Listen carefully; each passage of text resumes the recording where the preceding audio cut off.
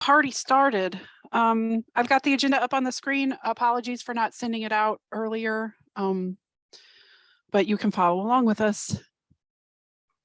The general membership met at the beginning of this month, and we did adopt the new cataloging policy.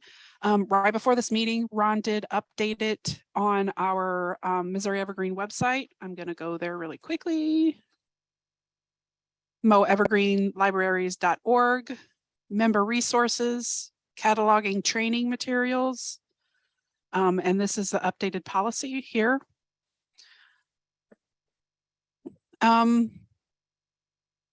So key things that changed, not a whole lot changed.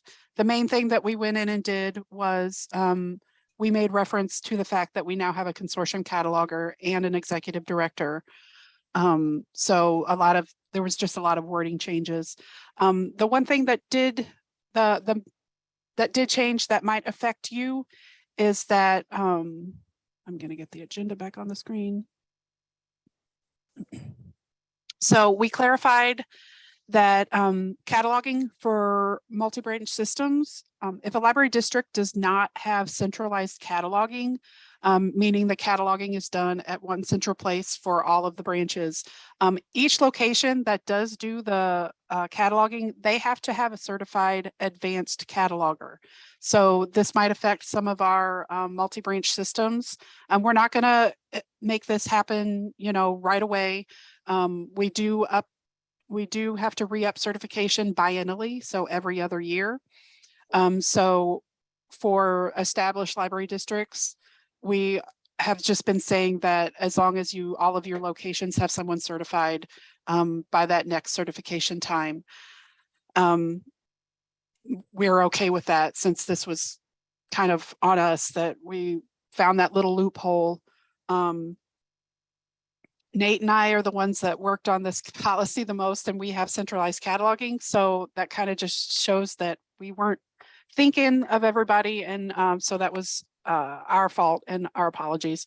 So if anybody has any questions about that, what that means, or if you're confused by any of that, you can email me or email Cat Help or email Liz. You have so many emailing options now. So we talked a little bit about the monthly cataloging reports. We talk about them a lot on the listserv. If you're not on the listserv, come on over. We talk about lots of good things. And we did have a question recently specifically about one of the barcode reports. And I've mentioned it before, and I don't mention it in every meeting. And I think we're going to talk about moving the location of where these are, but there are two different barcode reports, and they can be disregarded from a cataloger standpoint. If you work on your reports every month, those are two that you can just disregard. They do not apply to us. They are mainly for migrating libraries, for us to locate or for us to decipher if they need to rebarcode either their materials or their patrons. So I think that Equinox just put them with ours because these were the reports they were running for Missouri Evergreen, and this is where they put our reports. So any questions, let me know, but those two reports can just be disregarded. The Missouri Evergreen Users Conference, we're going to talk about this every single month until April because we're super excited. April 12th through the 14th of this coming spring, 2023. It will be in Columbia at the Moornet offices, and it will also be Zoomed. So, or not Zoomed, but we're doing a hybrid. So it will be via online as well. So you can attend either way if you can't get away from your library. We will be having cataloging programs to be determined what they are, but please have this on your calendar and try your hardest to attend. I think it's going to be great. It's going to be a great training opportunity. It's going to be a great networking opportunity, and it's going to be really great if you guys can come out for that. So I'm going to, sorry, Diane, what? Didn't they say at the membership meeting that it was going to be one full day and one half day? I believe you're right. So Nikki,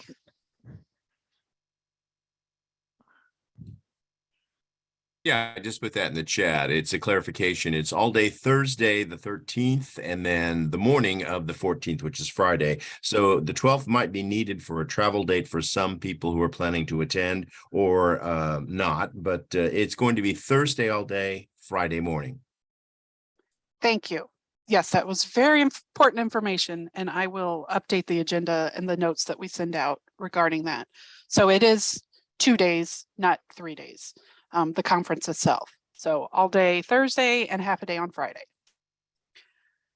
Okay.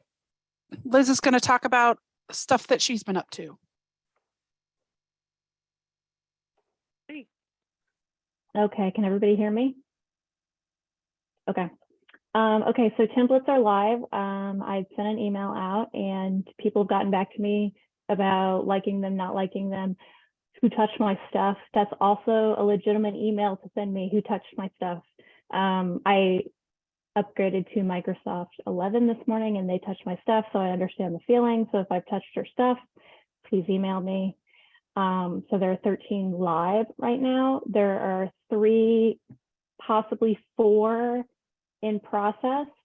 So they will keep being updated. If you have one that you need right this second, please email me that also.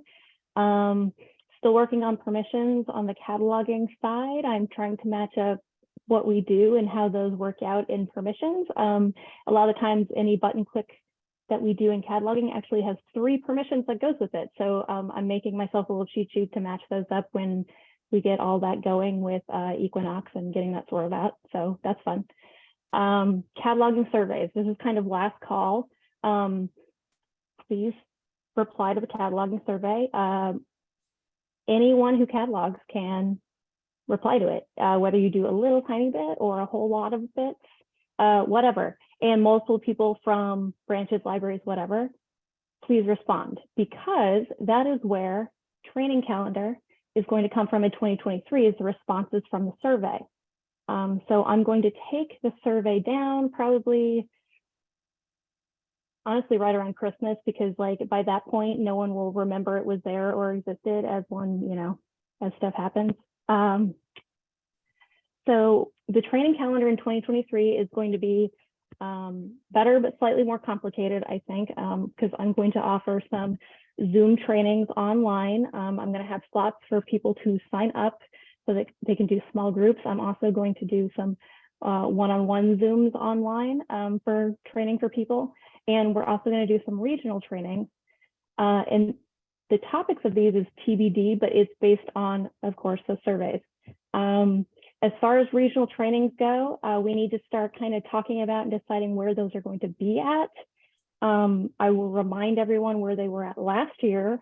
We had Oregon, Sexton, Heartland, Polk, Livingston, Phoenix, which got canceled, and then Trails. So if those worked out well, do we like those locations, or we need more, fewer locations, whatever? Again, email me, let's discuss this. And that's what I have been up to. So what do you think the best way to communicate that to you, Liz, is? Should we start a listserv thread? Should we? I mean, we can, and then we can discuss, because I am personally not familiar with everybody's building, so I don't know who has the setup to do these, like the room Right. and that kind of stuff. So it may need to be a thread like that. I'm not sure. How did you guys do this last time and decide? A lot of it did have to do with who could accommodate a group. I know that one of them, they had to move it off-site, so they had to find a third-party place to go.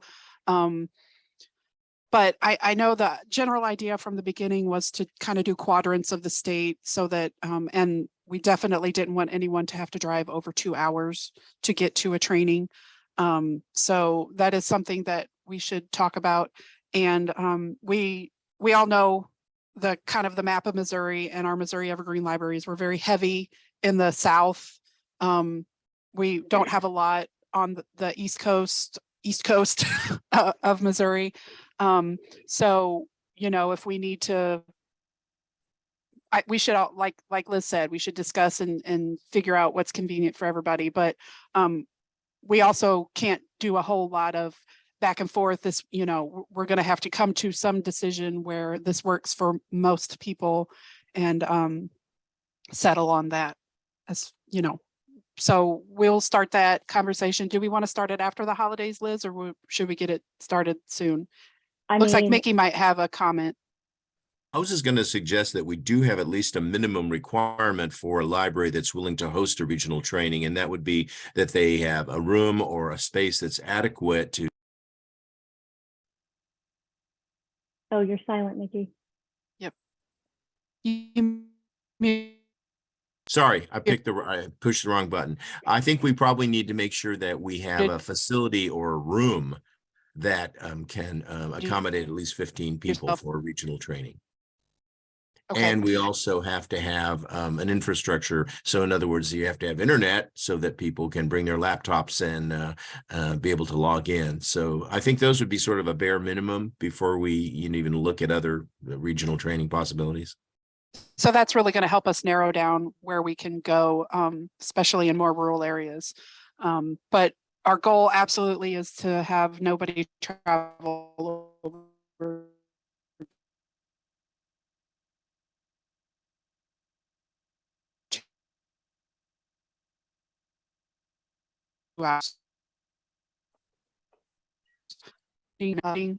So anybody have any questions?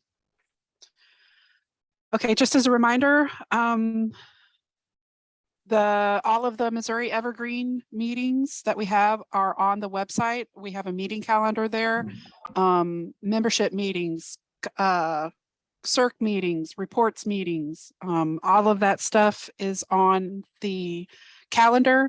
And we always encourage everybody to go to any meeting they feel like would help them. So check out the calendar for that. And as you all know, Missouri Evergreen belongs to a much wider Evergreen community. The cataloging meeting for the larger Evergreen community is usually the day after our meetings, the second Tuesday of the month, and connection information is there. And just as a reminder because we're talking about the larger Evergreen community, the International Evergreen Conference is in Worcester, Mass, which is about an hour outside of Boston, April 26th through the 29th. So that is not too long after our users conference. There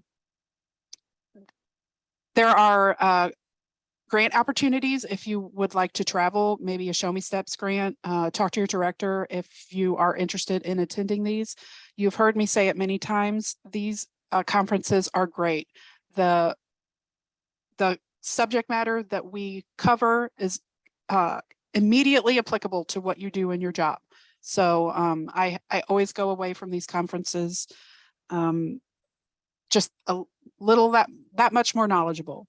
Both Liz and I we both have individual presentations at the conference, and then we have one together as well. So Liz and I will be presenting, and would love it if we had some Missouri Evergreeners there. Questions for me? I am going to hand it off to Liz as she talks to us about all kinds of good cataloging stuff. Okay, I'm back. And let's see. I'm talking to myself for a second. Give me 1 second. Because I'm trying to figure out the best way to do this. Because I need to share my screen. I'm trying to unshare mine. Okay. Sorry guys, hang on just a minute.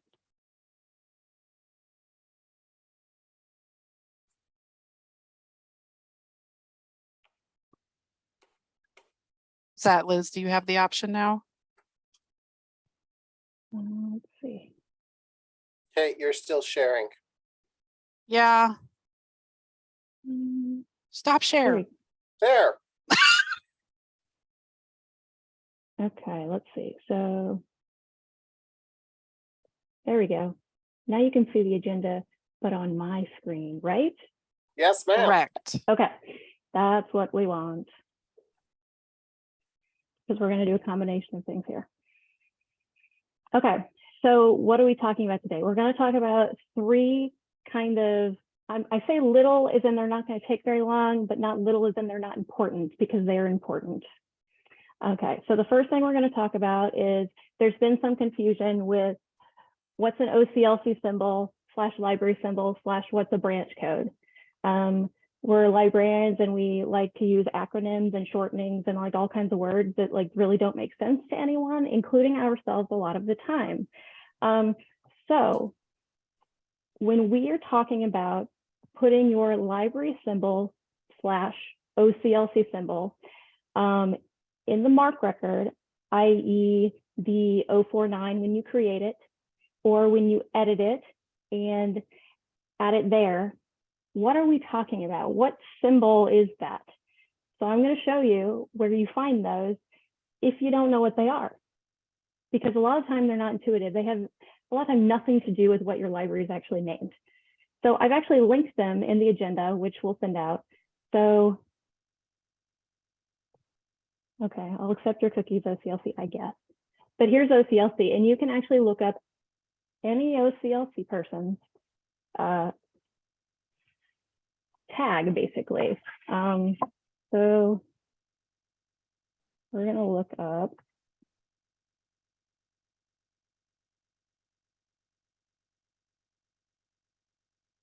If I can spell, which I can't, so I apologize.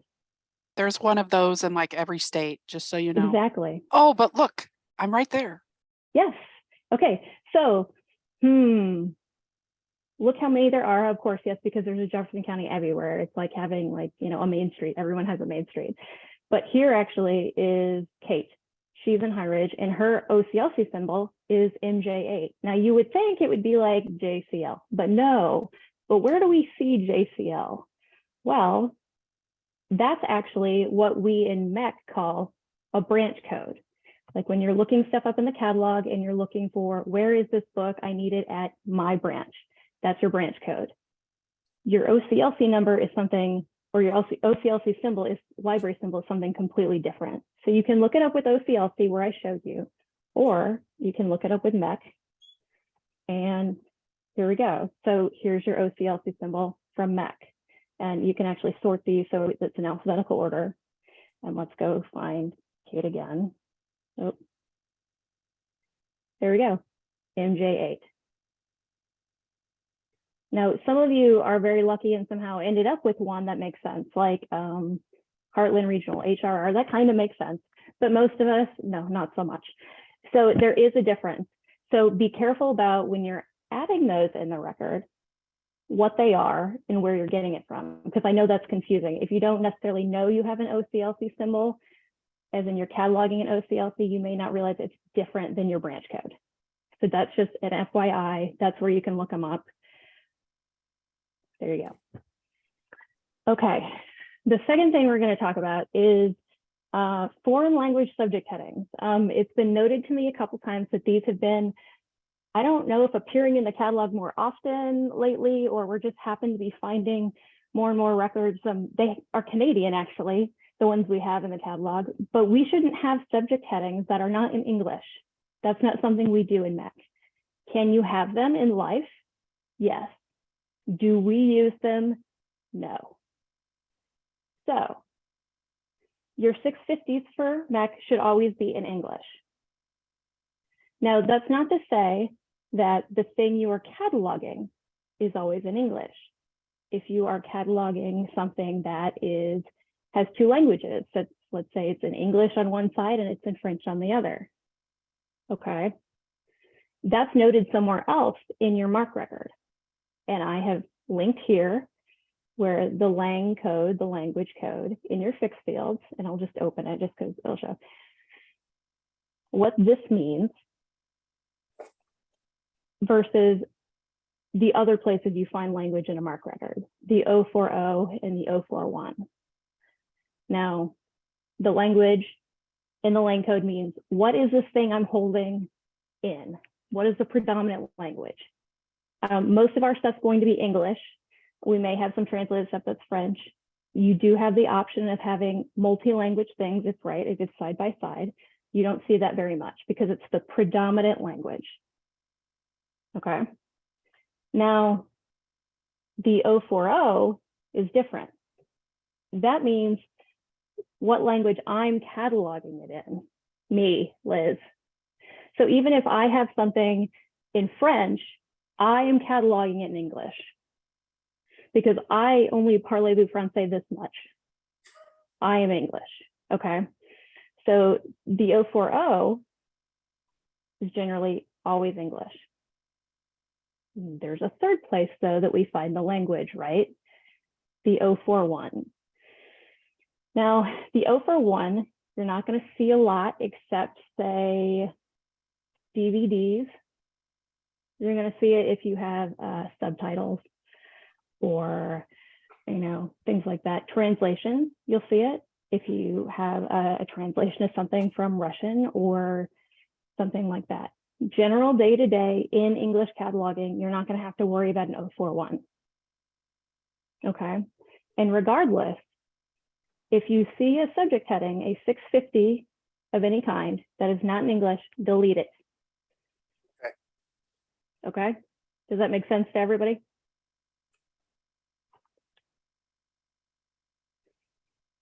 And if you obviously have more questions about this later or have to catalog a translation, ask Liz questions, that's fine.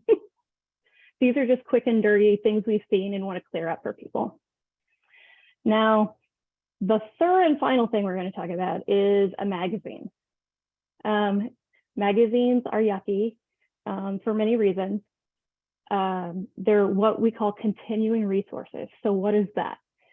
Basically, it means we have something and it keeps coming out in issues or iterations for a very, very long time. Mark used to call this serials. They no longer call them serials. They prefer continuing resources now. Why exactly? I don't know. They just do. So how do we know if the mark in a bib record is coded to be a continuing resource?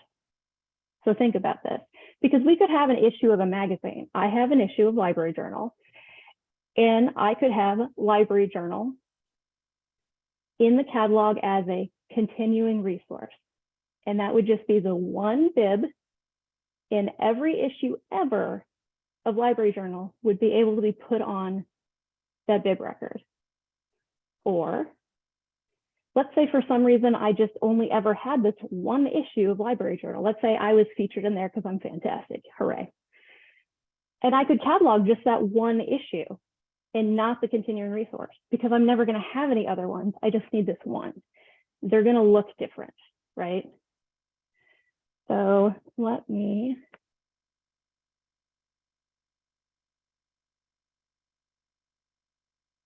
Okay, so you should see Mac. Do you see searching? No.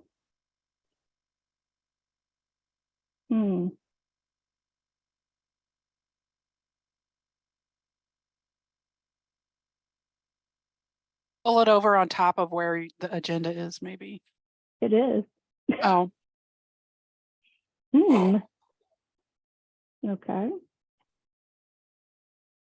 How about now?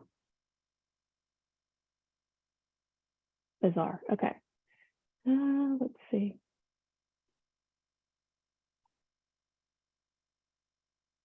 There we go. Okay. I shared my screen wrong. Big surprise. Okay, so we're going to go into cataloging and we're going to look up a magazine. Do a title search. Let's say Better Homes and Gardens. I would assume a lot of people have Better Homes and Gardens. It's very popular. Okay. So we're going to ignore the fact right now that we always have to merge things. That's not what we're talking about right now. What we're going to talk about right now is, look at this one, how it says serials and magazines right here. We're going to click on the title. And we're going to go into Mark Edit because I want to see the fixed fields that are not in the 008. I like them better there. So besides it saying serials and magazines, how do we know this is coded for a continuing resource? Well, okay, we have the bib level here. S means serial. And right here, even though we talked about how they don't want to call it serial, they want to call it a continuing resource. What type is it? It's a periodical. And then besides all the other gunk in here, where if you were actually cataloging this, you'd have to worry about how frequently it comes out and all that. You want to make sure, does it have a C here?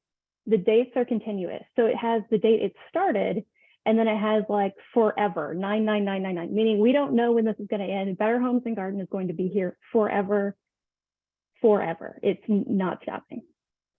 So when you pull up a magazine record and you see these things, that's what the periodical one will look like when it's continuing resource.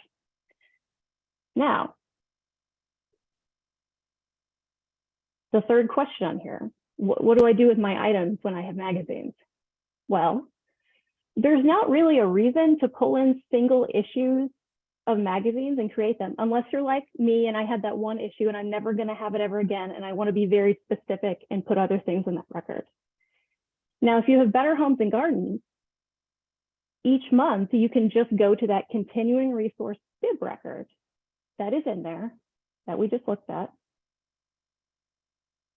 Look at the item table and add in the issue that you have. So this is going to have a ton of issues on it. And then, the next month you could delete your item out, or you could have one item, because you get to control what your items say, right? And what the barcodes are. So you could just have newest issue there. Liz, I have a comment and a question. Yes. So my comment is, remember everybody that we do have parts designations. These are standardized. They are on our the Missouri Evergreen website, how we part out our magazines. So for ease of use for everybody, we like them all to be done the same way. If somebody puts 2020/05 and somebody puts 2020/May, that's just another option in the drop down that's going to be there. That's going to be a whole bunch. Mm-hmm. So remember that we have standardized that. And my question is, can we put a serial bib in if it does not have an ISSN? You can, absolutely. It doesn't have to have an ISSN. Does it make it easier to find? Yeah, absolutely, like anything else having an ISSN. However, you can have a serial in there if it doesn't have one. So let's say at CMO, we had, this is really weird, but we would get in microfilm of the last month's issues of all the newspaper that came out in Cape. And that not only was a microfilm record, it was a serial microfilm record. But they didn't have an ISSN attached, because it was all the things that newspaper had published about Cape in the last month. So it was very blue. Okay. So while the parts are standardized, you can still massage it enough where you can put all your stuff on here, right? Does that make sense? Please ask me questions, because I don't know if anyone's following along but Kate at this point.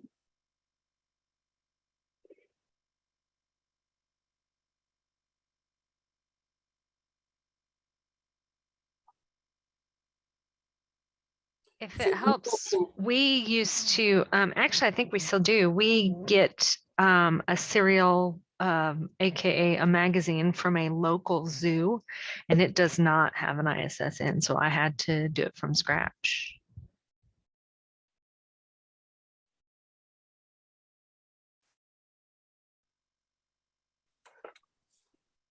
So Liz, you mentioned as a part doing current issue. Is that something that would be allowed? I don't remember what. Technically, no. Okay. But herein lies the funness. It's not a standard part. However, if it's not a holdable part, let's say your magazines aren't holdable and it's the same all the time, there's no reason for us not to talk about these things, and why can't we? If, with a magazine specifically, not DVDs, magazines. Right. Because what it would do is prevent all those records that I pulled up when I pulled up Better Homes and Gardens. You saw how many came up, because people are adding them one at a time, because the part doesn't exactly match.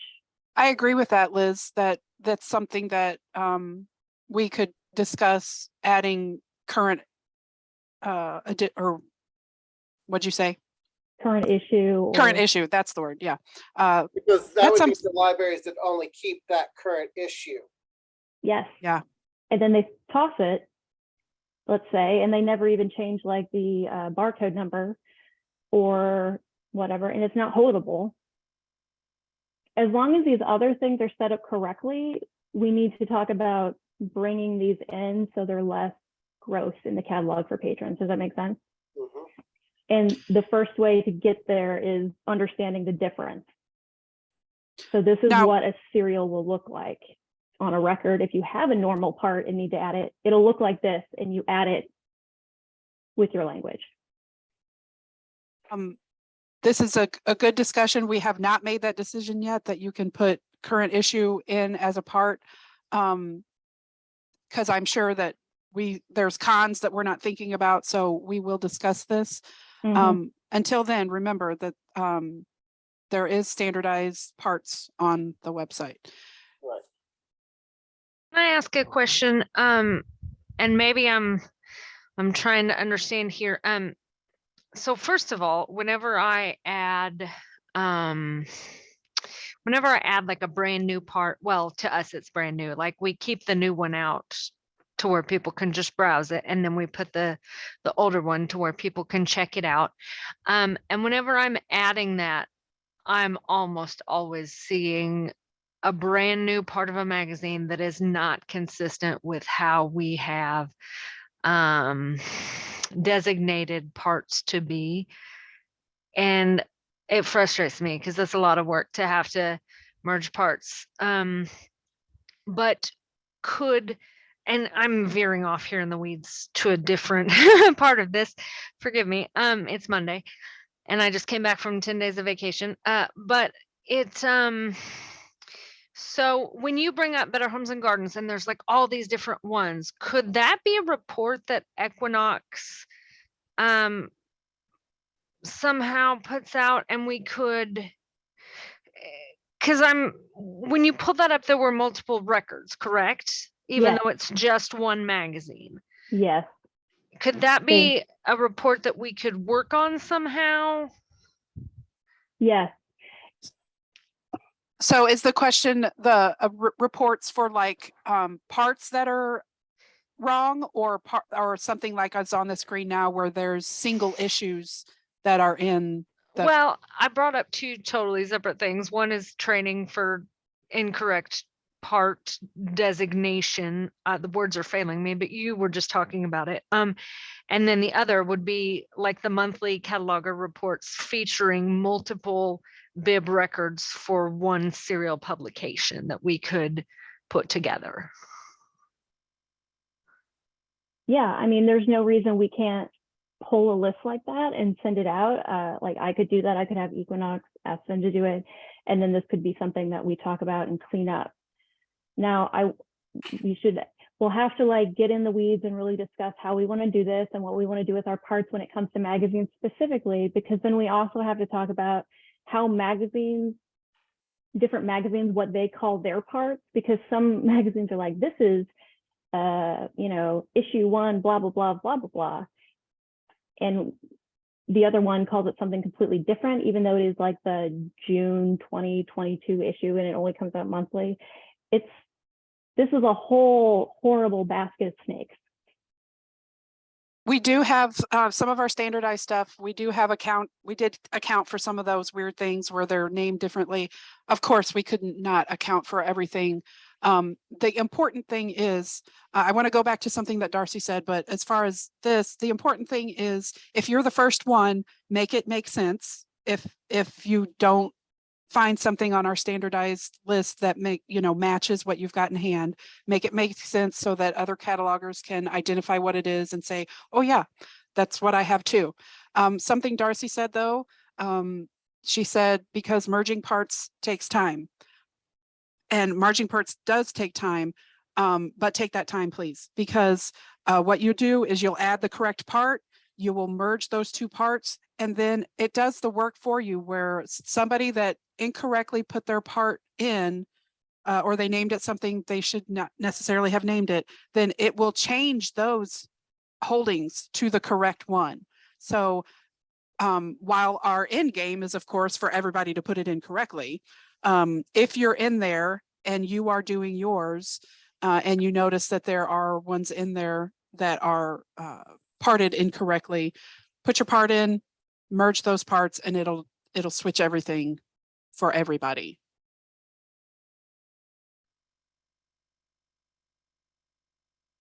Did we confuse everyone more? This was a great discussion. Thanks for bringing it up, Liz. I do want to go back before we leave. I mean, if we're not done with this discussion, that's great. But Ron brought up something about foreign language subject headings. So Okay. in the chat, he says, if we have a book in Spanish, can we have Spanish language 650s? And I kind of had the same question as well, because that has been our practice, that if the book is in Spanish, then I feel like it would help our patrons, which of course that's our end game. You know, if we have someone which English is their second language and they're looking for something in our catalog, it does make sense to me that maybe our Spanish language stuff, our French language stuff, maybe does have those foreign language subject headings, which they are cataloged a little differently. But that doesn't negate the fact that English stuff shouldn't have, you know, foreign language subject headings in it. And I'm not saying that we can or can't do the, you know, if I have a book in Spanish, I can have Spanish subject headings. This is our conversation. What do you think, Liz? Therein lies another problem. This is why you see cataloging jobs that are like, I need a cataloger that speaks, literally, I saw this last week, Urdu.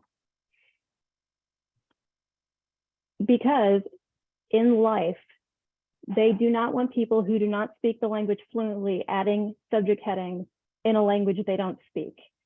So generally, if you are cataloging something in English, like we talked about in the 040, I speak English. I only put subject headings in English. That doesn't come up as a problem as often in the United States because, right, we only technically have the one official language. Although people speak many, many languages here, the official language here is English. So people always fall back to that and we're like, oh, we speak English. Although, you know, whatever.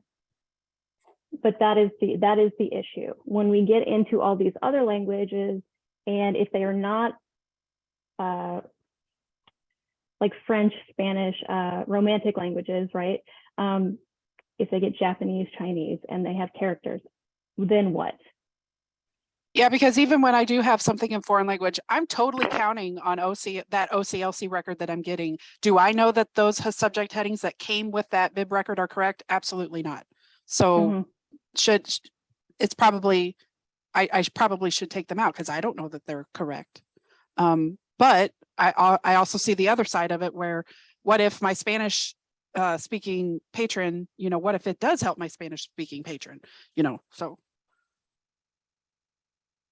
And this is where when we are cataloging things that are, say, in Spanish, we want to make sure we have the 650, 655s that are indicating, besides the language codes, that, hey, this is Spanish and English. Because if they're not a cataloger patron looking, because why would they be looking in the catalog, we want to make sure they realize that, you know, this is a translation or this is dual text or something like that.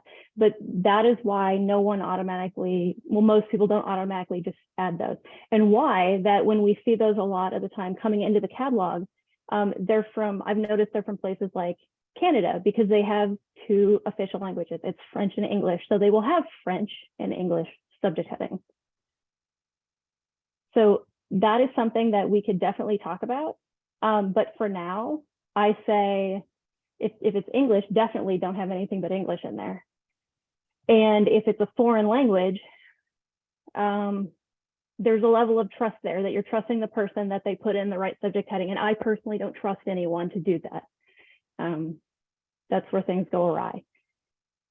But that's a decision MEC will have to make, because that's another thing that would have to go into authority control and checking and all that. So it's not wrong to put them in when it's foreign language and it matches it. We're not saying that. We're just saying if it's English, there's no reason for there to be French subject headings. This is interesting because I know I almost exclusively choose Sky records when I'm importing. And lately I've been noticing a lot of Spanish subject headings in the Sky records. And I'm Yeah, going, this came up because Liz and I were talking in OCLC. We've seen a huge influx of French subject headings in bib records that are coming in. And like Liz said, it's because, you know, there's dual languages in whoever originated that bib record. So yeah, it's so dependent on where you get that bib record from.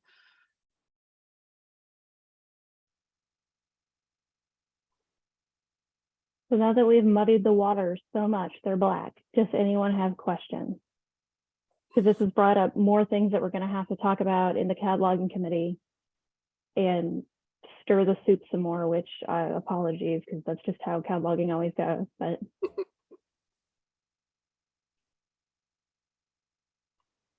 We will put all of this in our meeting notes. As you know, the agenda kind of becomes our meeting notes. We will send those out. I do try to get them out by the end of the week that we had the meeting. It's a holiday season. We'll see what we can do. We're going to try really hard. Any more questions? This has been, we've had some great conversation and some great stuff that we're going to have to discuss. so in summation, OCLC simple. You can look it up or you can ask Liz. Foreign language subject headings. If it's English, you do not need them. If it's like Spanish or something, I mean, you could leave them in, but you should probably be checking them, right? And magazines, they're a pain. They're the worst. Continuing resource cataloging is terrible, but check your parts. Check them. Whether they can be added to that one big record, because ideally that's what you want to see is just that one record come up and everything be added. But we know that we can't necessarily do that. even if you had only one item of a magazine that you cataloged, it still would be better to put it under the big one with the part. Is that correct? I agree with that. Like Liz's example, she's got this one issue of Library Journal because she's in it. If we've already got a bib record for Library Journal, and we might even have that, you know, part in there already. You can add it. You could add it, yeah. Maybe she, you know, but maybe since she's in it, she, you know, it would be, she would want a local record for it or something. That, you know, that's a whole nother thing. But Yes. yeah, if we already have that one issue that you have and you're not going to get any other ones in, I personally think that it should be added to the serial record or the continuing resources record that is already in there. Yeah. And as for that situation with Liz, you could do item tags to note, and those item tags appear in the patron view. If Yeah, you on look that at holding itself, which is great. Mhm. Mm-hmm. Yes. So that's kind of a cataloger's judgment thing where it would make it cleaner if you just added it to the continuing resource. However, if it's one single issue that is important enough for you to be like, look at this, I need this to be in the catalog, you can do that. You can. But it just makes things messy if you don't add it to the big one. Plus, somebody else is going to come along and say, why is this separate and want to merge it? Well, when you make that one issue, you are going to put like the 505s and everything that have like everything in there. And they're going to be like, wow, they spent an awful lot of time on this record. Why is this separate? And they're going to check themselves before they automatically merge it. Okay. You wouldn't just put in like a, you know, a small record. If it's that important to your, you know, library branch. It's going to be hecka comprehensive. Yes.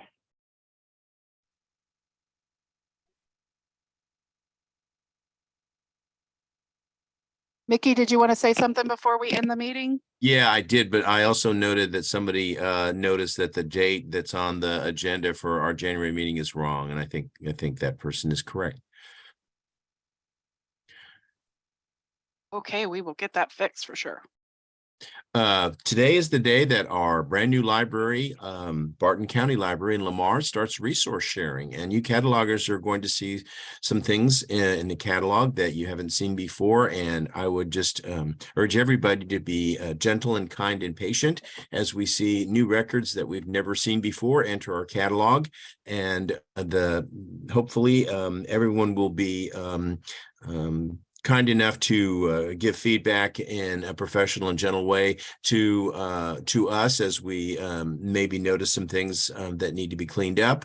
But this is a recurring issue with every one of our migrations. We get new records into the catalog, and of course, I know that adds headaches for all of you who work so hard to keep our catalog clean and tidy.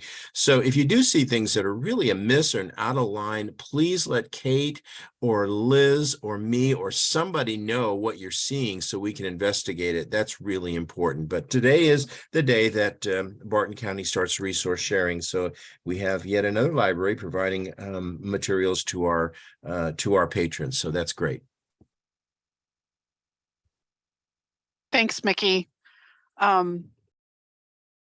It's always, whether it's Barton, whether it's our newest migrated library or whatever, if you see a consistent pattern with someone, with something, that is the most helpful to us. If you notice that, oh, this library, this catalog or whatever, it consistently does this, that's a perfect training opportunity for us. So please let us know. Last call for questions. January meeting. Let me see. The date is going to be the 9th, which is that a holiday? No, okay. So we will update the agenda and notes that it is the 9th, not the 14th. It's definitely not the 14th because that's a Saturday. Oh, yeah, I'm looking at the right calendar. Okay. All right, everybody. Did